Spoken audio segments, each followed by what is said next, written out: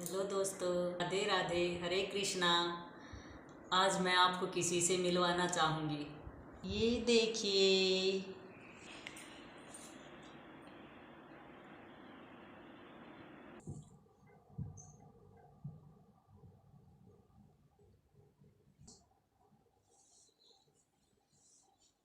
ये देखिए कितने सुंदर सुंदर लग रहे हैं। ये देखो, अरे वाह। मैं आपको इनके नाम भी बताऊंगी।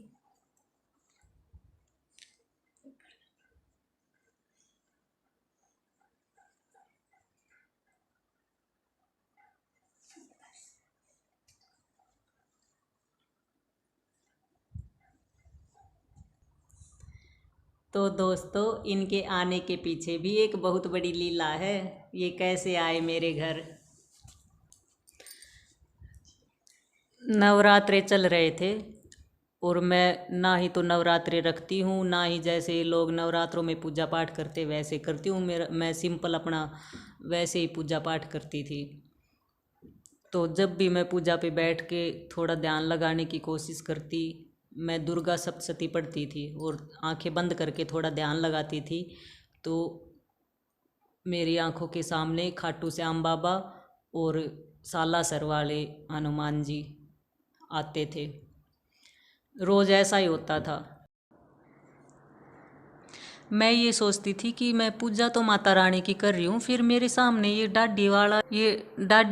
पुरुष कौन आ रहा है मेरी आंखों के सामने। मैं तो माता रानी की पूजा करती हूँ, ध्यान भी माता रानी का लगाती हूँ, फिर माता रानी क्यों नहीं आती। और फिर जब वहाँ से खाटू श्याम होके आने के बाद में मैं जैसे अपनी पूजा करती हूँ वैसे ही करती रही और थोड़ा थोड़ा ध्यान लगाती रही। फिर मैंने माता रानी के सारे रूपों के दर्शन किए। फिर हम चले गए जयपुर घूमने के लिए। वहाँ से जयपुर घूमने के बाद हमने सोचा कि हम वृंदावन बरसाना जाएंगे। हमने पहले ही सोच रखा था कि हम लड्डू गोपाल लेके आएंगे। दिव्या सिंह नाम से उनका चैनल है, उनका चैनल देखते थे तो मेरा विश्वास पूजा पाठ तो घर में मैं वैसे ही पहले से भी करती थी, तो और ज़्यादा विश्वास बढ़ गया। हाँ, मंदिरों में मैं कभी नहीं जाती थी, कब क्या हो गया, कभी एक आध बार चली गई, लेकिन अपने दिल से अपनी आत्मा से भगवान को मानती थी और घर में ही पूजा पाठ कर लेती थी। तो जयपुर घूमने के बाद हमने सोचा, वहाँ देखा लड्डू गोपाल लेंगे लेंगे, नहीं ले सके। फिर हमने सोचा वृंदावन बरसाना जाएंगे, तो वहाँ भी नहीं जा पाए, क्योंकि जब तक भगवान की कृपा खुद नहीं होगी कहीं बुलाने की, इंसान नहीं जा सकता। और यही खाटू श्याम बाबा ही मेरी बेटी को सपने में दिखे थे। लेकिन ना ही मैं जानती थी कि ये खाटू श्याम बाबा है और ना ही मेरी बेटी जानती थी। हमें तो ऐसा लगा था कि सालासर जाना था, बेटी को लेके एक बार पहले गए थे, तो इसकी हम कह के आए थे 2 बार आएंगे। ये कुछ बीमार चल रही थी उस टाइम पे, तो हमने कहा कि अगर ये ठीक हो गई बाबा तो हम दोबारा आएंगे इसको लेके। तो मैंने सोचा कि हो सकता है वो मैंने सालासर वाले बाबा भी नहीं देखे थे, हनुमान जी। मैं गई ज़रूर थी लेकिन भीड़ इतनी ज़्यादा थी कि मैं अच्छे से धोख भी नहीं लगा पाई। मैं बाहर से वापस हो गई, सामने से दर्शन नहीं हुए, मैंने दिखे देखे ही नहीं। तो मैंने सोचा हो सकता है सालासर वाले बाबा दिखे हों बेटी को।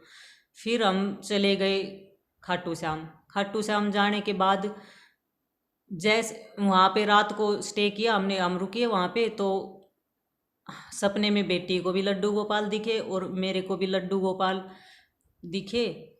और मैं लड्डू गोपाल को अपनी गोद में लेके खूब रो रही हूँ, ऐसा दिखा सपने में, ऐसा दिखा मेरे को कि मैं रो रही हूँ खूब अपनी गोद में लेके।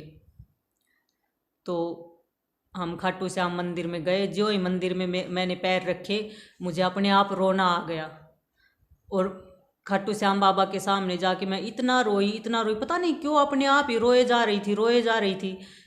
वहाँ पे खाटू श्याम बाबा के सामने जाके मैंने सिर्फ इतना ही बोला कि बाबा मेरे पास सब कुछ है, बस आप मेरे सिर पे अपना हाथ रख दो, आप मेरे साथ रहना हमेशा।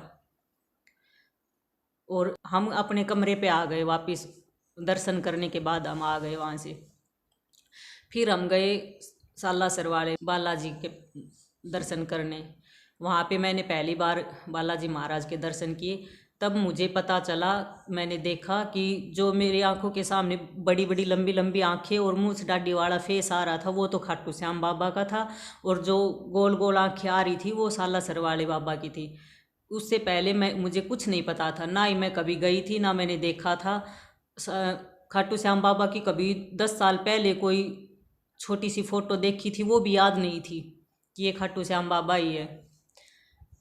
और वहाँ से दर्शन करके, वहाँ हम खाटू श्याम बाबा के जाने के बाद भी हमने सोचा कि हम लड्डू गोपाल लेंगे, लड्डू गोपाल लेंगे, लेकिन वहाँ भी हम शॉपिंग नहीं कर पाए। मैंने कहा बाबा अगर आप मेरे घर आना चाहते हो ना तो अपने आप ही आना, मैं तो यहाँ से शॉपिंग नहीं कर पाई, आप जैसे तैसे करके कैसे भी आओगे मेरे घर, आपको खुद आना पड़ेगा। और हम वहाँ सालासर बालाजी महाराज के वहाँ चले गए दर्शन करने। तो वहाँ मंदिर बंद था, हम जल्दी चले गए तो सोचा चलो थोड़ी बाज़ार में घूम लेते हैं, शॉपिंग वगैरह कर लेते हैं। तो हम बाज़ार में घूम रहे थे तब फ़ोटो देखने लग गए। वहाँ पे एक फ़ोटो जिसमें बालाजी महाराज की भी थी और खाटू श्याम बाबा की भी थी, वो मैंने ले ली। तो वो आ गए भगवान हमारे घर पे। और हम यहाँ आने के बाद भी फिर मैं जब भी भजन सुनती खाटू श्याम बाबा के, जब भी मैं भजन चलाती सुनती, मैं पता नहीं क्यों मुझे रोना आता था। ऐसा लगता था कि मैं पता नहीं कितने सालों से मेरी आत्मा भटक रही है, मैं कितने सालों से अपने भगवान से दूर हूँ। और फिर वो भजन सुनने के बाद 6-7 दिन बाद मुझे पता चला, फ़ोन में ही मैंने देखा, तब मुझे पता चला कि खाटू वाले बाबा कौन है और कैसे इनका नाम श्याम बाबा पड़ा। फिर तो मैंने और भी पक्का ठान लिया कि मैं लड्डू गोपाल लेकर ही आऊँगी। मैंने वीडियो देखती थी मैं पहले लड्डू गोपाल की, लड्डू गोपाल को ही अपना गुरु बना लिया। और मैंने कहा भगवान आपको तो आना पड़ेगा मेरे घर। तो वहाँ से आने के 1 महीना बाद 15 नवंबर को मेरी बेटी का जन्मदिन था और हम 14 नवंबर को ले आए, एकादशी थी उस दिन। तो हमारा लड्डू गोपाल हमारे घर पहली बार उस दिन कदम रखे इन्होंने। तो मेरे बेटे के साथ भी एक लीला हुई, हमारे साथ भी छोटी छोटी लीलाएं होती रहती हैं। और इनके नाम के पीछे भी, लड्डू गोपाल के नाम के पीछे भी एक लीला है, वो भी मैं आपको अगली वीडियो में बताऊंगी, क्योंकि अभी सारी बातें बता दी तो वीडियो ज़्यादा लंबी हो जाएगी, इतनी लंबी वीडियो पोस्ट नहीं होगी। इसलिए मैं छोटी छोटी करके अपनी स्टोरी डालूँगी और सारी बातें आपके साथ शेयर करूँगी। तो आइए मेरे साथ प्रेम से बोलिए राधे राधे, हरे कृष्णा।